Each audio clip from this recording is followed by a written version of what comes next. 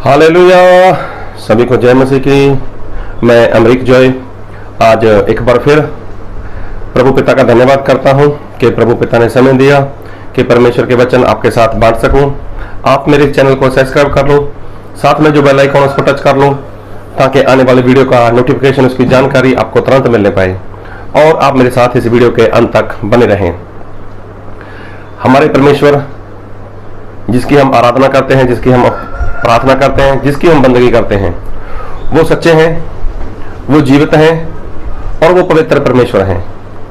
और वो परमेश्वर ऐसे हैं कि उनको इस संसार में किसी भी इंसान की जरूरत नहीं है। जी हाँ, वो इंसान के पहले भी परमेश्वर थे। अगर इंसान बन चुका है तो भी वो परमेश्वर हैं। इंसान के बाद भी वो परमेश्वर रहेंगे। तो परमेश्वर को किसी भी इंसान के हाथ की सेवा की जरूरत नहीं, ऐसा बाइबल में लिखा है। लेकिन फिर भी परमेश्वर इंसान से प्रेम करते हैं। इंसान से वो प्रेम इतना करते हैं कि उन्होंने अपने इकलौते बेटे प्रभु यीशु मसीह को इस संसार के पाप के लिए वो दे दिया। तो आज इंसान बिना परमेश्वर के वो कुछ भी नहीं है, लेकिन बिना इंसान के परमेश्वर वो परमेश्वर है। और परमेश्वर कभी भी किसी भी व्यक्ति के साथ जबरदस्ती नहीं करते। किसी के साथ वो इसलिए जबरदस्ती नहीं करते और ना किसी को ऐसा बोलते हैं चल तू मेरी आराधना कर, तू मेरी प्रार्थना कर, तू मेरी उपासना कर, या तू चर्च जा, या तू बाइबल पढ़। तो परमेश्वर कभी भी किसी भी व्यक्ति के साथ जबरदस्ती नहीं करते। अगर मैं आपकी बात करूं तो क्या प्रभु यीशु ने आपके साथ जबरदस्ती की? नहीं की।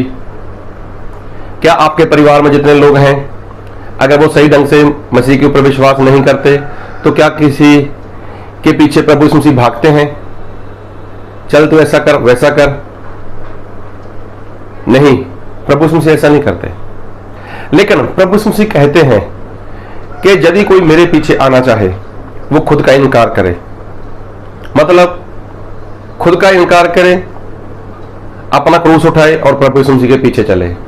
तो यहां से पता चलता है कि प्रभु यीशु मसीह को किसी भी इंसान की जरूरत नहीं है, लेकिन उनका प्यार है और वो चाहते हैं कि कोई भी इंसान वो नरक में न जाए। बस नरक भयानक है और परमेश्वर नहीं चाहते कि कोई नरक में चला जाए। लेकिन आज मैं जो कहना चाहता हूं, इस बात को ध्यान से सुनना।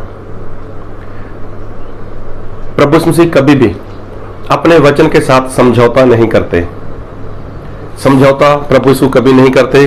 एक बार ऐसा हुआ, मैं बाइबल से एक वचन पढ़ूंगा, मरकुस उसका 10 अध्याय उसके 17 वचन से लेकर उसके 22 वचन तक। जब वह वहां से निकलकर मार्ग में जा रहा था तो एक मनुष्य उसके पास दौड़ता हुआ आया और उसके आगे घुटने टेक कर उससे पूछा, हे उत्तम गुरु, अनंत जीवन का अधिकारी होने के लिए मैं क्या करूं? यीशु ने उससे कहा, तू मुझे उत्तम क्यों कहता है? कोई उत्तम नहीं, केवल एक, अर्थात परमेश्वर। तू आज्ञाओं को तो जानता है, हत्या न करना, व्यभिचार न करना, चोरी न करना, झूठी गवाही न देना, छल न करना, अपने पिता और अपनी माता का आदर करना। उसने उससे कहा, हे गुरु, इन सब को मैं लड़कपन से मानता आया हूँ। यीशु ने उस पर दृष्टि करके उससे प्रेम किया और उससे कहा, तुझ में एक बात की घटी है, जा जो कुछ तेरा है उसे बेच कर कंगालों को दे और तुझे स्वर्ग में धन मिलेगा और आकर मेरे पीछे हो ले। इस बात से उसके चेहरे पर उदासी छा गई और वह शोक करता हुआ चला गया, क्योंकि वह बहुत धनी था। अभी मैंने जो वचन पढ़ा मरकुस 10 17 से 22 तक, तो यहाँ पर एक धनवान इंसान था, नौजवान था, पैसे वाला था। तो वो प्रभु यीशु के पास आया और ऐसे नहीं आया, भागते हुए आया। भागता इंसान कब है? जब उसको खुशी होती है, जब उसके अंदर किसी बात की आनंद होता है। तो भाग कर आया प्रभु यीशु के पास, उसने बात की और प्रभु यीशु को बोलता है, उत्तम गुरु, मुझे अनंत काल का जीवन चाहिए, मुझे स्वर्ग चाहिए, उसके लिए मुझे क्या करना है? तो प्रभु यीशु ने उसको बोला, क्या तू आज्ञा को जानता है? तो उसने बोला, प्रभु कौन सी आज्ञा? तो प्रभु यीशु ने उसको आज्ञा बतानी शुरू कर दी। अभी प्रभु यीशु ने पूरी आज्ञा बताई नहीं थी, उसने प्रभु यीशु को बीच में रोक दिया और बोला, प्रभु ये सारी बातें तो मैं अपने लड़केपन से मतलब बचपन से पूरी करता आया हूँ। तो प्रभु यीशु ने उसको देखा और प्रभु यीशु ने जब उसके ऊपर दृष्टि की तो उसको प्रेम किया और प्रभु यीशु ने उसको एक बात बोली और क्या कहा 21 वचन में, यीशु ने उस पर दृष्टि करके उससे प्रेम किया और उससे कहा, जो तुझ में एक बात की घटी है, तुझ में क्या है, एक बात की घटी है, जा जो कुछ तेरा है उसे बेचकर कंगालों को दे और तुझे स्वर्ग में धन मिलेगा और आकर मेरे पीछे हो ले। तो प्रभु यीशु ने क्या बोला, जा जो कुछ तेरा है सब कुछ बेचकर कंगाल लोगों में बांट दे और मेरे पीछे आ। अभी देखो प्रभु यीशु ने उसको स्पष्ट बोल दिया, सब कुछ बेचकर कंगाल लोगों में बांट दे और मेरे पीछे आ। और यहीं पर नहीं, और लिखा तुझे स्वर्ग में तुझे धन मिलेगा।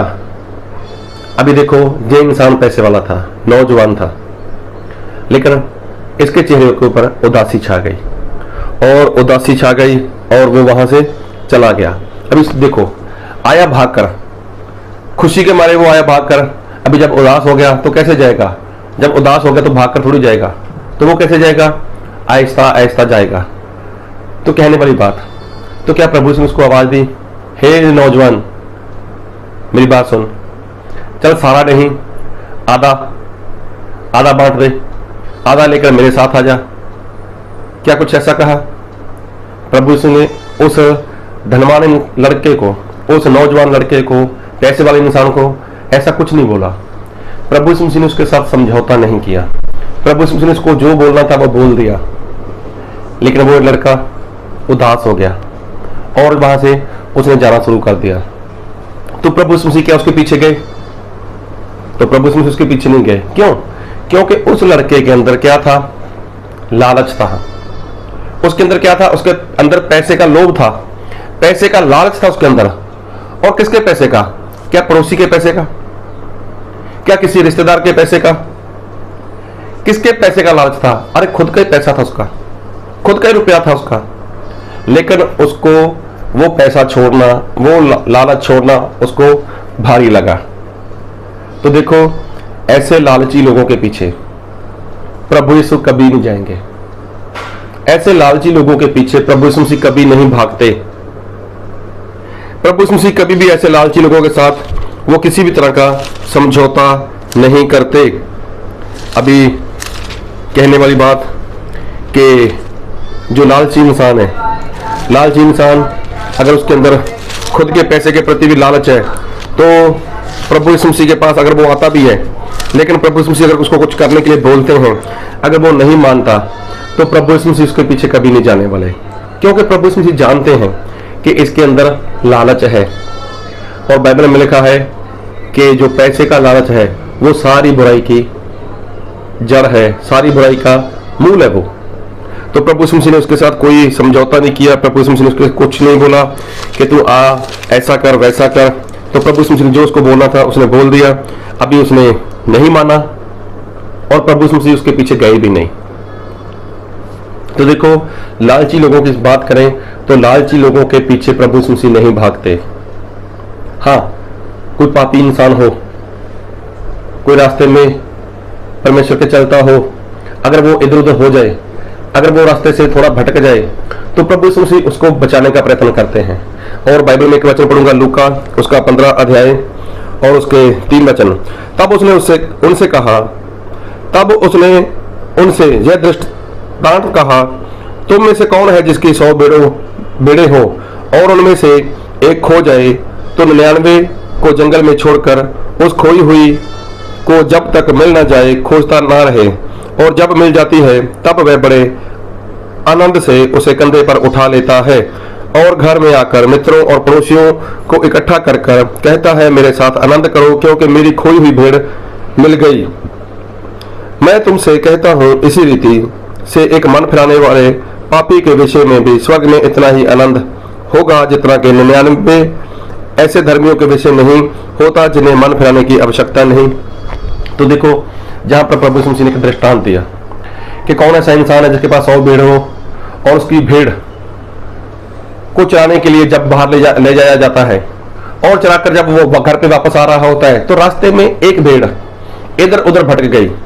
मतलब उसने चरवाहे के पीछे चलना छोड़ दिया, जहां भेड़ का जो झुंड रहता है उसमें से थोड़ी अलग हो गई किसी कारण भी, अगर वो ऐसी हो गई, तो जब वो मालिक, जब वो चरवाहा, जब वो घर पे आता है, जब वो भेड़ों की गिनती करता है, तब उसको पता चलता है अरे एक कम है, तो वो बाकी 99 को वहीं पर छोड़ता है और एक की खोज में चला जाता है।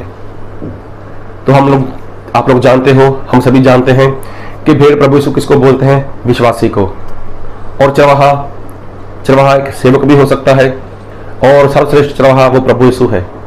तो अगर कोई भेड़ परमेश्वर के मार्ग के ऊपर चलती हुई, परमेश्वर के वचन को सुनती हुई, शब्द को सुनती हुई अगर गलती से इधर उधर चली जाए, तो चरवाहा क्या करेगा? बाकी को छोड़कर उसके पीछे हो लेगा, क्योंकि हो गया उससे कुछ ना कुछ, उसको कहीं ना कहीं कुछ हो गया, या तो वो किसी झाड़ी में फंस गई, या किसी मुश्किल में फंस गई, कुछ भी हुआ उसके साथ, लेकिन चरवाहा उसके पीछे जाएगा, भेड़ के पीछे जाएगा। अभी देखो उसको कितना समय लगे उसको ढूंढने में, और जब तक नहीं मिलती तब तक वो चरवाहा उसको ढूंढता रहेगा, और जब उसको मिल जाए तो उठाकर अपने घर पर लेकर आएगा और खुशी करेगा, आनंद करेगा, और लोगों को बताएगा देखो मेरी भेड़ खो चुकी थी, अभी ये मुझे मिल गई है, आओ एक बड़ी सी पार्टी करते हैं, जश्न करते हैं। मतलब ये स्वर्गराज की एक बात बताई प्रभु यीशु ने। तो कहने का मतलब एक ऐसा इंसान है, एक ऐसा व्यक्ति है कि जिसके अंदर लालच है। लालच भी किसी दूसरे के पैसे का नहीं, खुद के ही पैसे का लालच है। तो जब प्रभु यीशु ने उसको बोला अपना सब कुछ बेच और कंगाल लोगों में बांट दे, तो प्रभु यीशु ने ऐसे नहीं बोला कि सब कुछ मुझे दे दे बेच कर, प्रभु यीशु ने सब कुछ बेच दे, बांट दे सभी को और मेरे पीछे आ। तो वो इंसान जो पैसे वाला नौजवान था उदास हो गया। क्यों? क्योंकि वो बड़ा मालदार था, पैसे वाला था। तो जब वो जा रहा है तो क्या प्रभु यीशु ने उसको ढूंढा? क्या प्रभु यीशु ने उसको आवाज लगाई? तो देखो यहां पर एक लालची इंसान और प्रभु यीशु की बात कर रहा हूं। तो प्रभु यीशु वो कभी भी ऐसे लालची इंसान के पीछे नहीं जाते।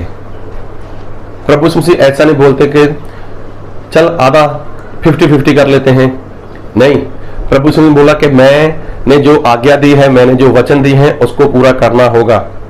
समझौता नहीं करते प्रभु यीशु किसी के साथ। हाँ, अगर कोई व्यक्ति, कोई इंसान भेड़ के समानता में अगर वो भटक गया कहीं पर, तो प्रभु यीशु अपने सेवक को भेजेंगे, प्रभु यीशु अपने चरवाहे को भेजेंगे, किसी भी तरह से कुछ भी करेंगे, उसको वापस लेकर आएंगे। लेकिन जिसके अंदर लालच है, तो लालची इंसान कभी भी परमेश्वर के पास नहीं जा सकता और वो परमेश्वर के राज्य में नहीं जा सकता। और बाइबल से एक वचन पढ़ूंगा, मत्ती उसका 19 अध्याय उसके 23 वचन में। तब यीशु ने अपने चेलों से कहा, मैं तुमसे सच कहता हूं कि धनवान का स्वर्ग के राज्य में प्रवेश करना कठिन है। तुमसे फिर कहता हूं कि परमेश्वर के राज्य में धनवान के प्रवेश करने से ऊंट का सुई के नाके में से निकल जाना सहज है। अभी देखो, धनवान इंसान का परमेश्वर के राज्य में जाना कठिन है। कठिन मतलब नामुमकिन नहीं है, कठिन है, मुश्किल है। तो मुश्किल क्यों है, कठिन क्यों है? क्योंकि जब वो लालच छोड़ेगा नहीं। अभी देखो, क्या अब्राहम धनवान नहीं थे? क्या दाऊद धनवान नहीं थे? क्या सुलेमान धनवान नहीं थे? अरे परमेश्वर के कितने सारे लोग थे जो कितने कितने रुपए पैसे वाले थे, कितने धनवान थे, लेकिन जब उनको छोड़ना पड़ा तो उन्होंने छोड़ दिया सब कुछ। लेकिन जब परमेश्वर के लिए कुछ छोड़ना पड़े, जब परमेश्वर को बोलते इसको छोड़ दे, तो छोड़ना पड़ेगा। तो कहने का मतलब कि लालची इंसान के पीछे परमेश्वर कभी नहीं जाएंगे। एक भेड़ भूल गई, भटक गई, कहीं पर फंस गई, किसी मुसीबत में, किसी परेशानी में फंस गई, तो प्रभु यीशु मसीह वहां पर जा सकते हैं, अपने सेवक को भेज सकते हैं, अपना वचन भेज सकते हैं। लेकिन धनवान इंसान के पीछे, जो लालची इंसान है, उसके पीछे परमेश्वर कभी नहीं जाएंगे। तो क्या आपके अंदर कोई लालच है? अगर वो लालच है तो आप स्वर्ग में नहीं जा सकते। अगर स्वर्ग में जाना है तो आपको लालच छोड़ना होगा, और आज ही छोड़ना होगा, अभी छोड़ना होगा। ऐसा करो और परमेश्वर के राज्य के वारिस हो जाओ, क्योंकि प्रभु यीशु नहीं चाहते कि कोई भी इंसान परमेश्वर के राज्य से दूर हो जाए। प्रभु आपको बहुत ऐत की आशीष दे। आमीन।